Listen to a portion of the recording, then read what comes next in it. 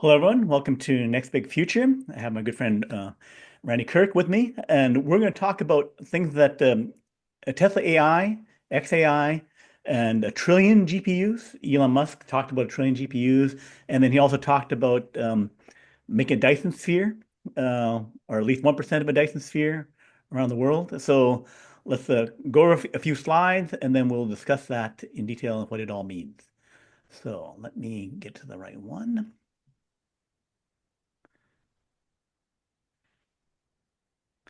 Okay.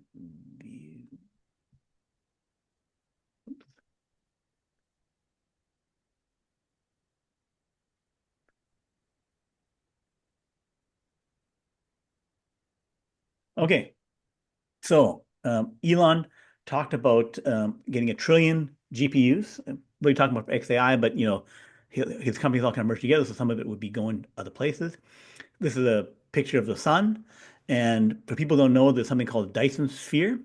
Freeman Dyson came up with the idea that you would put satellites around a star like our sun, and it would all collect energy to get all the energy of the sun, which is about 10 billion times more than the energy that hits the Earth, which is 100 times more than all the power that or 1,000 times more than all the power that we generate just from the power of the Earth. So, a lot of power. And doing it for the purpose of powering compute for AI is what he's talking about.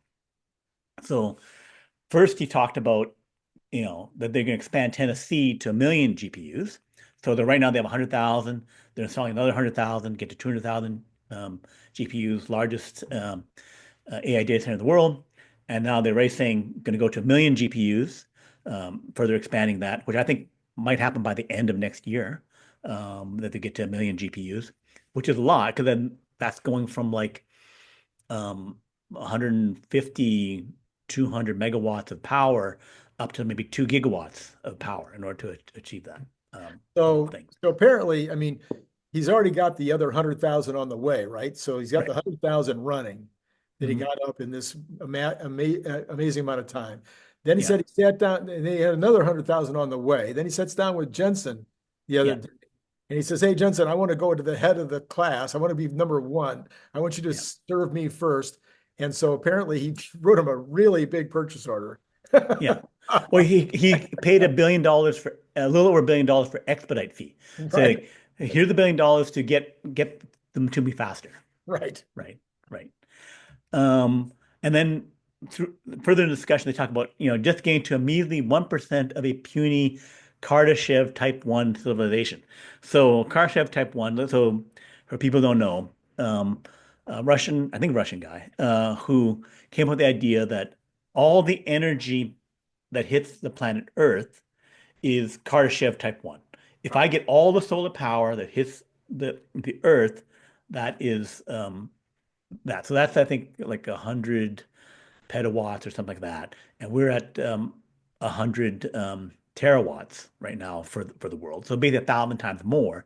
So he's talking about 10 times more power than we have now. Okay. So a measly 1% is 10 times more power than we have now, which, yeah.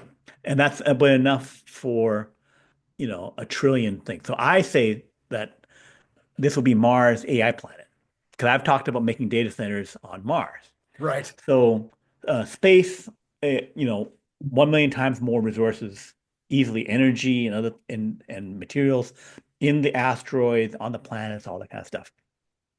How does this happen? If you make 30,000 starships, you can do all the work easily of 40,000 big planes. The world has 40,000 big planes. Those big planes cost $10 trillion because each of the big planes, like the Airbus 380, the Stretch 787 or whatever, each cost $300 million. So Okay. 40,000 of them, they're like $12 trillion, round off to $10 trillion for those Okay. big planes. I could get 30,000 starships. They can get 30,000 starships for $900 billion. So it's 10 times cheaper, but you could fly them 100 times a year. You can move 600 million tons with those things to orbit, around the world, whatever. So, and you do it, 30 times faster. Instead of going a little less than the speed of sound, I can go like 30 times the speed of sound, right? So just they're 10 times cheaper, way more capable, and It's just again totally transforming the world. It's like going My guess from is they probably take less maintenance too, right? yeah, it's like going from the first Wright brothers plane, Right. one that Kitty Hawk, which is flying at 30 miles per hour, and then going to a modern plane flying 600 miles per hour. That 20 times jump in speed is the same jump in speed we would be going to now. Wow. Wow. Right. So, and then AI 5 chip, what you would have been called hardware 5, Right. second half of 2025, 10 times the compute of AI 4, which we have now in some cars. And then you'll upgrade all these chips and cars everywhere else and get them everywhere also with Powerwall. So this would be the distributed AI thing that's going to happen. So energy and compute are going to be lockstep. Whenever I need more compute, which I need for more AI, I need more energy. Each one is connected as to that, which is why a Dyson sphere of getting more energy is needed because, I need to power the intelligence. So that was one of the questions that when Kardashev talked about his thing would be, why do we need all this power?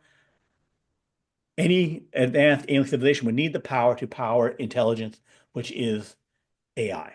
So now we kind of got both those things, which is the future of our solar system and world. Okay, so I think you've explained it to me a little bit before, but maybe I've kind of forgotten. So in order to do this in the real world, Yeah. so to speak, in the real universe, so to speak, you're going to put a bunch of satellites up closer to the sun. Doesn't have to be close to the sun. We Okay, could so use they could be in Earth orbit. Earth orbit. Yeah, fine. Okay, all right. So you got a bunch of them, Much all. Yeah, and then they're all they are is they're grabbing solar power. right. They're grabbing power from the sun. So to be able to do it 24/7, because you could have them changing their orientation or whatever's necessary to go 24/7. And then that are they flying in some kind of formation? Are they close together? Does that matter? Formation in that they need to kind of keep out of each other's way. Okay. So they have to be, somehow orderly Okay. to collect things, and then also based on orientations to, in an orbit where the orientation is good Right. to face the orbit. Um, so sometimes there's like one thing where you have 12 hours, always look in the right direction, 12 hours, and you would have them sucking in power, but then you would have the chip inside the thing. If I'm powering AI, I got Starlinks that are connected via laser. I can connect those things via laser that they can talk to each other and they can do everything they need to do. Because it's not that suck the power something down here. I could do that if I need to, right? It's also I could have them there to compute in place, send the information back, Okay. So someplace else. you're talking about having the AI chips, these, probably smaller by then, who knows, but maybe not. Maybe so. These could be the AI chips could be their own satellites, and you're saying that we're going to do the compute in space Hmm. using the power that's coming off of these satellites. Now, what happens with that if you're going to compute in space? Is that require more cooling? Does it require a different kind of weatherization in order to be able to? Yeah, yeah. It'll need its own cooling, right? But one of the big places to stick it is because, yes, there could be issues with the cooling of the chips. So sometimes I want to compute there. Sometimes I want to just send the power and do the compute down here. So it depends upon the situation of what you're doing. Is that um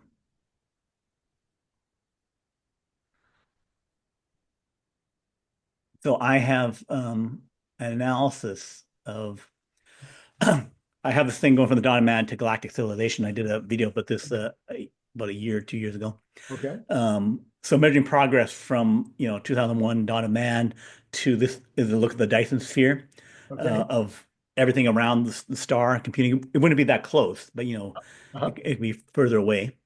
So basically, the technological singularity, where basically AI gets smarter than humans, right? That's the technological Right. singularity. Oops. So yeah, countdown singularity. You can skip over this. So we talked about the Kardashev scale about Right. how much power it is. The type 1 and type 2 is going around the sun to get all the power of the sun. Um, But the problem with that scale is that we need 50,000 times more power in order to get to type 1, right? So basically, even if we progress at the rate we've been progressing since World War II, where we double every 25 years, it would take, like 500 years to get to type 1, I right? So see. it's kind of like a meaningless thing. But I think we'll accelerate. I think we'll start doubling every 4 years or Mm, so. mm, And that's, again, part of what I think Elon needs to do. So, again, so I think a better thing is doubling levels because that's, like doubling every 25 years. And then can we double faster? So, China's economic miracle was to grow at like 10 to 12% a year from right, 1975 until 1999 or 2000, something like that. right. So they were doubling every 6 years, So, mhm, right? So that is possible. And companies, some fast growth companies double every 2 years, right. right? So you can get to like 35% growth and you can sustain that for a while. So really fast doublings are possible for that. Um, History-wise, Industrial Revolution increased us 100 times. So that's like 6 or 7 doublings, Mhm. right? Was what the Industrial Revolution gave us from the 1800s to today. And then so I can use this doubling thing to say how we will get to that. I have some stuff around, you know, nuclear solar systems. We can skip over that. So yeah, so the history of doublings. Um, and then we're gonna get extra doublings. So extra doubling means going more doublings than every 25 is us getting to this next level of civilization. So that's kind of stuff that Elon's talking about. That if he gets to 10 times more power, a measly 1% or actually it'd be actually 100, 500 times more power, 500 500. times more power to get to a measly 1% of card shift civilization. So that is um, 9 doublings. Okay. 9 doublings we need to do to get to that level of capability. So that means 500 times more power. So that means a lot of power. It would mean we would be producing the equivalent of 100,000 nuclear power plants every year to Wow. get to the amount for our current full civilization power level, right? So it's a lot of power, right?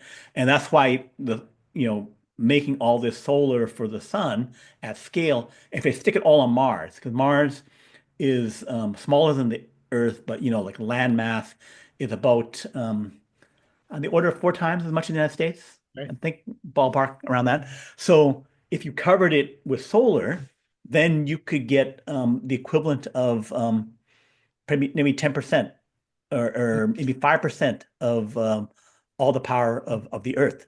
So if Hmm. I just plastered Mars with solar power, even though it's only 40% as much power per square foot or square meter on a Mars because it's further away, it might even be Right. 30%, right?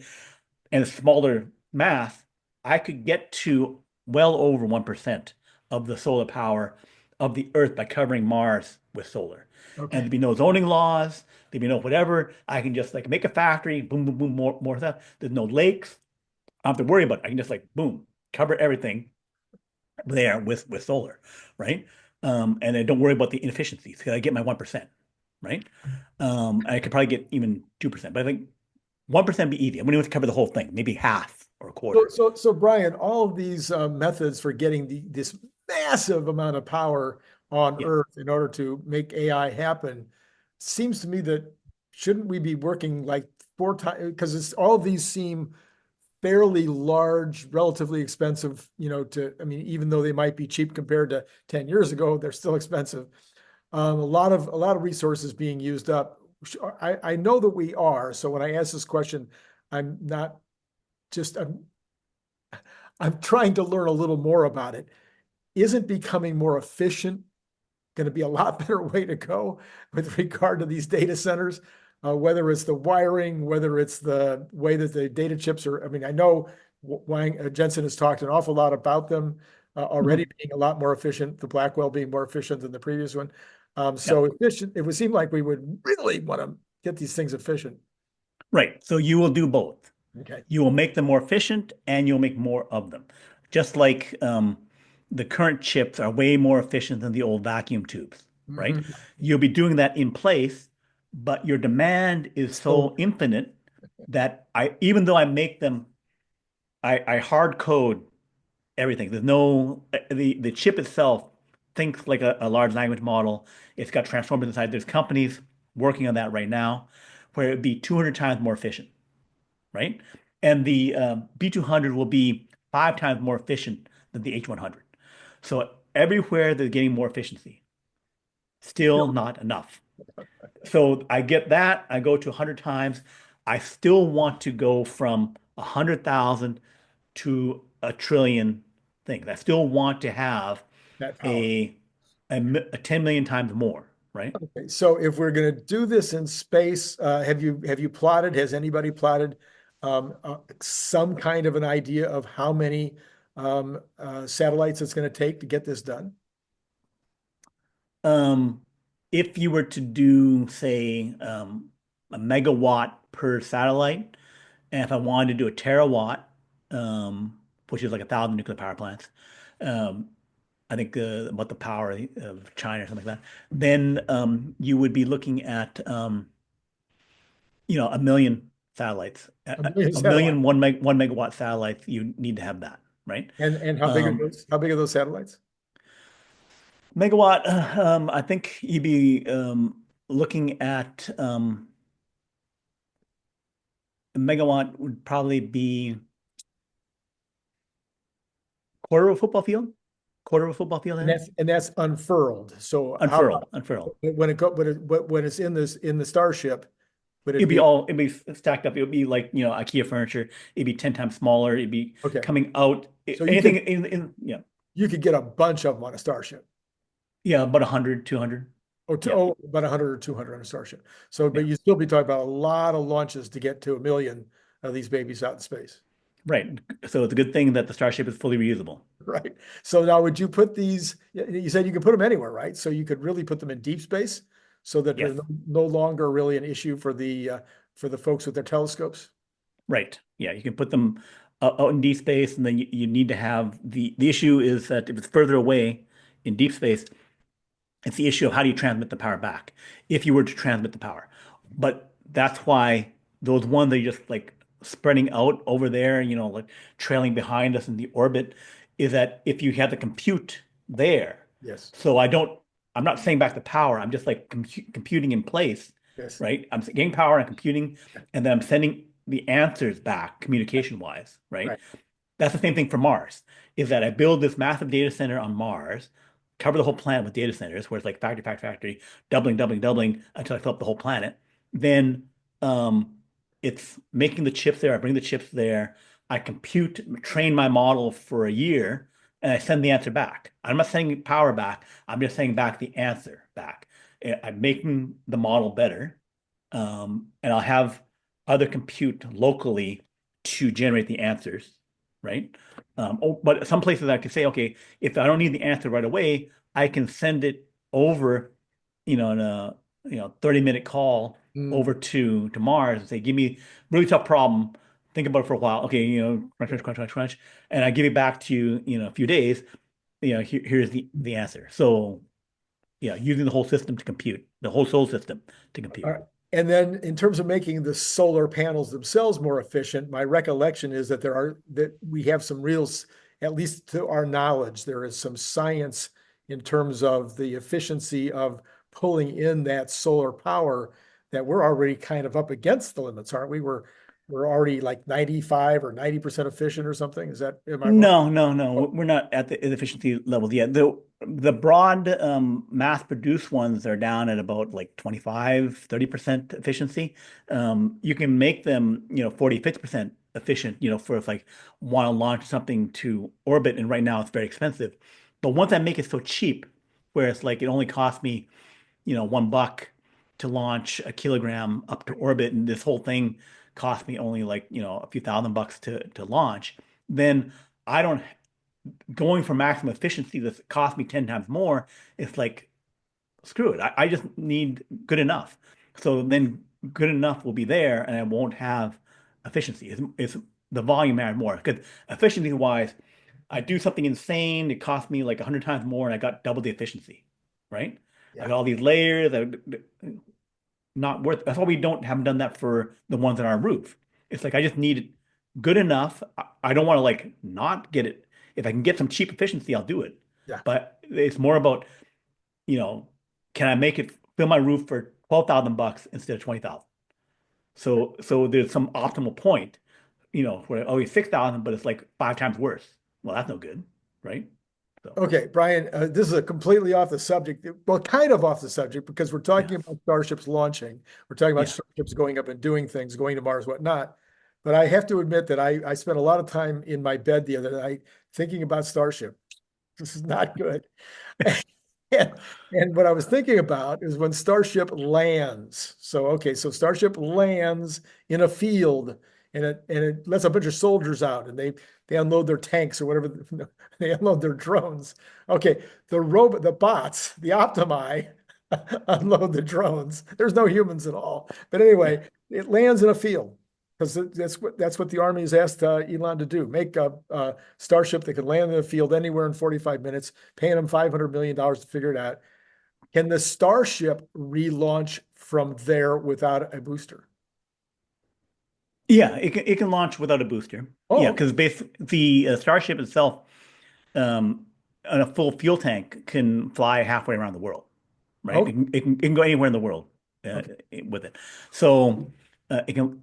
The issue though is that even with the big discs on the bottom, Mhm. right, to land on something, right, the big disc you're gonna it's thing weighs like 200 tons, right? You're thinking you have to find something hard to land on, Got right? it. And also because we're talking about Earth gravity, if you're coming in heavy, you could be throwing up all Mhm. kinds of boulders and Yeah, stuff like that and breaking things, yeah, like your rocket, right? right. So landing could destroy you, right? So that goal that the U.S. had, military had, of like, I'm going to land Marines and do stuff like that. Um, it's more like I'm going to get Marines to one of my 800 bases around the world, land onto a cement pad someplace, and then they hustle out, via some small vehicles. It's just because, you know, one landing there, you got to massive target.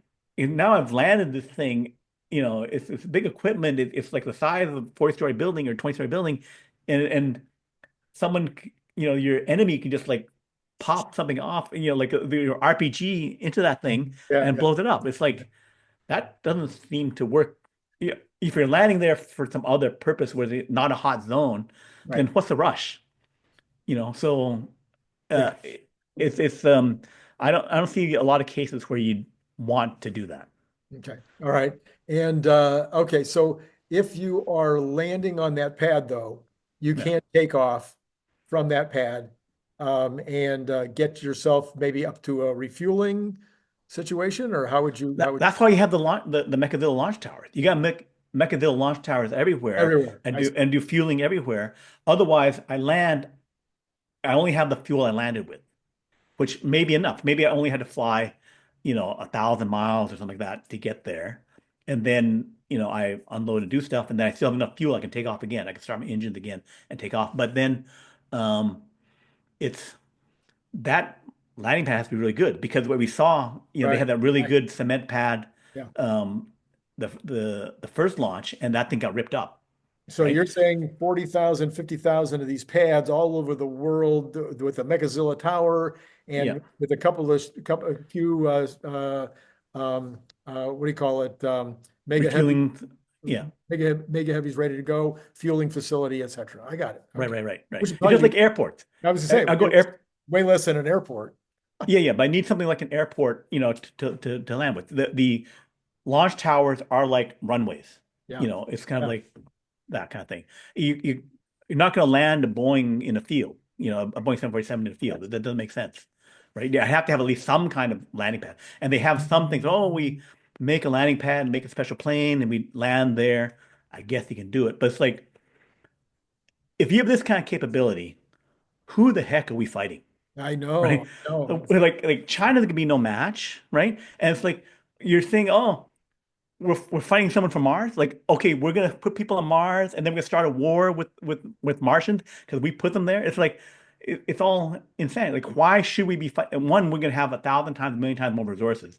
Yeah. So there should be, Peace on like Earth. peace on Earth. Yeah, yeah, So you know what? Somewhere along the line, I might have gotten you off track. yeah. Were you able to cover the things that you wanted to cover? Yeah, yeah. So anyway, the trillion GPUs, it can happen. A trillion GPUs, that would we're at 100,000 now for like 100 megawatts. So like say 1,000 GPUs is about a megawatt per thing. So basically, I would need a billion megawatts. So like definitely terawatt of power in order to do the trillion GPUs. If I'm more efficient, maybe I'm 10 times more efficient. Maybe I only need 100 billion. 100 gigawatts, like 100 nuclear power plants instead of 1,000. So that's a lot of power that needs to do. But again, Mars could handle it. Mars could handle um, probably like a million trillion GPUs or something like that. Okay. So it's a lot of compute. And so the whole solving big questions and getting masterful answers and constantly upgrading that like that. If there's value to this, super intelligence, then the economics work out because I need to have Right. constantly making stuff, producing things in order to just do what we're doing now. It doesn't make sense. But it's like the Industrial Revolution wasn't providing clothes to um, peasants in Europe, right? We got richer, and so Right. the demand and Right. supply went up, right? So by having all this supply, it means that we're as a civilization crazy rich. Like everyone's freaking a trillionaire, because of all this stuff happening. Because I'll have a million bots doing things for me, Sure. or a billion bots, and I have like 1,000 GPUs figuring out answers for me. It's like the level of where we're going would be so much more, right? It's really a Star Trek civilization within the solar system. Right. And it's a Star Trek civilization that would be way richer than the Star Trek civilization, right? And that goes to Elon saying, what would be money be about? What would economy be about? So this whole thing of like, oh, we have to have capital, we have to have control, that goes like the whole universal basic income thing was the problem with it was that based on a current situation, the numbers don't work out, Right. right? Because okay, average income is, 50,000, $8,000. I take taxes, say, 10, 20%, say 10%, 20%. So that's $10,000. I only have $10,000 to redistribute, right? Not enough for people to live on. But if everyone gets 100 times richer, right? Then, or 1,000 times richer, a million times richer, then the whole calculation changes, right? And because we live in a world of abundance, it's, we don't need to um, argue about things. The whole um, how we do stuff becomes more like I think a Star Trek civilization, where it's like we're let's explore out to Pluto, let's go out to the asteroids, let's go to the next star system. Only space would have the big enough purpose for what we'd be capable of. Like if you Right. have all this capability, it's like, and then let's do some blue collar, whatever job thing. It's like, well, the Tesla bot can do that, right? So our purpose would need to up level, Yeah. right? So we have a hierarchy of needs. We got the food, we got this, we got that, we got energy, we got all this stuff. And then we have to figure out we can do more. And the more is explore the universe, do stuff, and um, solve all of our problems, immortality, all that kind of thing, so that, it is to the level of the capability that we'll have. So, yeah, so we can make things really, really good. Yeah, that's what we've been saying on your channel for a very, very long time. Yeah. I continue to try to think about this, Brian, because that's the fun part for me. I try to think of the sociology, the psychology, the zeitgeist, how it's going to impact people on a day-to-day basis. Because I've gone back and watched like every Hitchcock movie from 1927 until now. Mhm. And the funny thing is, people don't live that differently than they did in 1927. Yeah, the Right. cars are better and cooler and better looking, but they had cars and, Yeah. the houses are better and, but the reality is not that much has changed about daily life. So what about the future if we have abundance, which would certainly be a lot different than we've ever had? Oh yeah. Oh, that's right.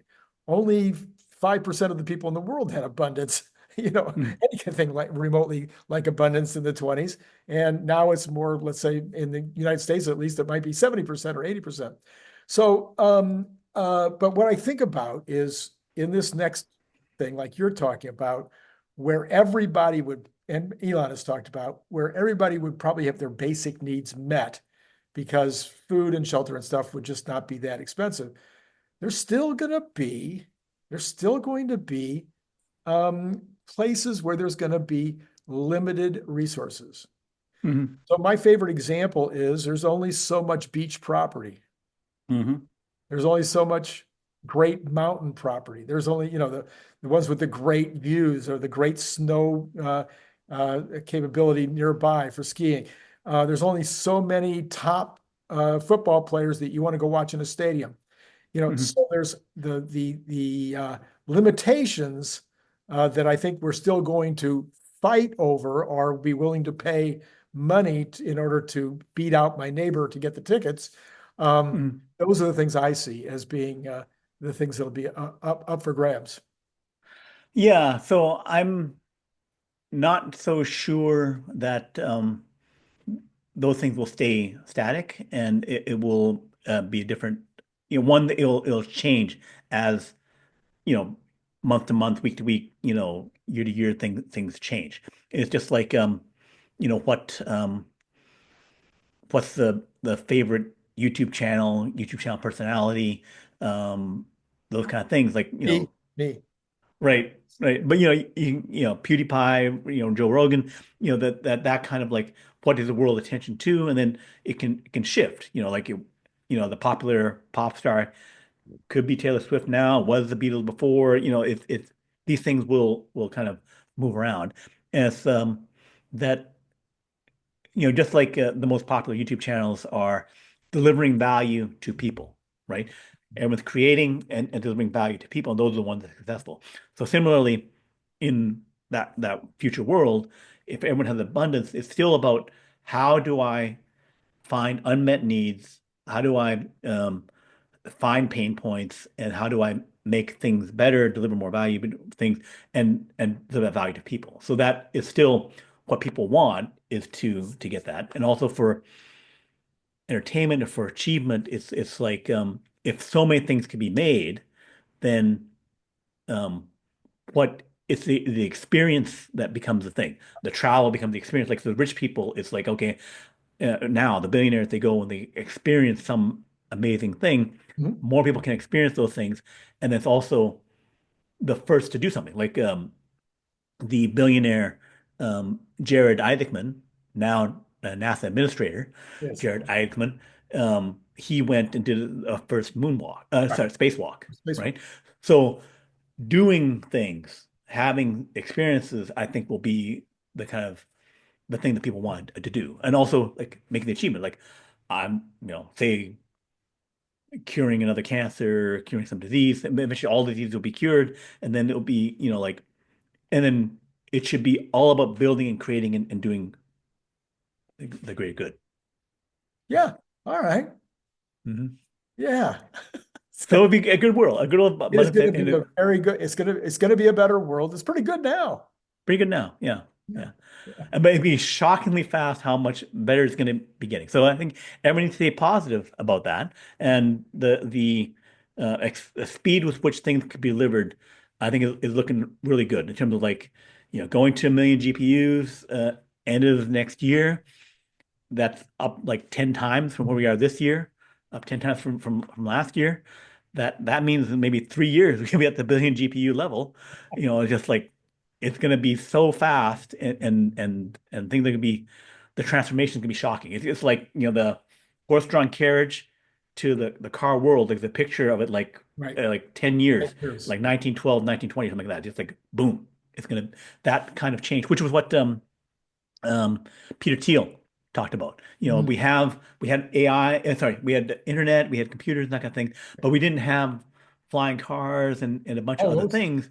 Yeah, but now we're gonna get the rockets, we're gonna get the AI, and that's gonna solve the problems. Like the transformation, like we had a kind of like everyone saying how fast the world was changing from like 1970 to 2020. You know, we got the PCs, got the internet, got the that will be viewed as a slow period right. where, you know, we're going back to like the 1880 to 1920 thing, and we get electricity, and we get rail, and we get cars, and you know, we got planes. It was like boom, boom, boom. We got a lot of like our basic world changing. And I think we're getting into that kind of phase. And things like vaccines and antibiotics that also came in the early 20th century.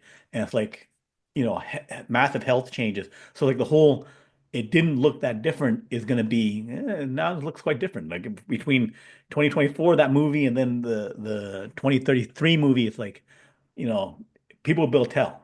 Yeah, Yeah, yeah, yeah, yeah. Interesting, interesting. yeah. Okay.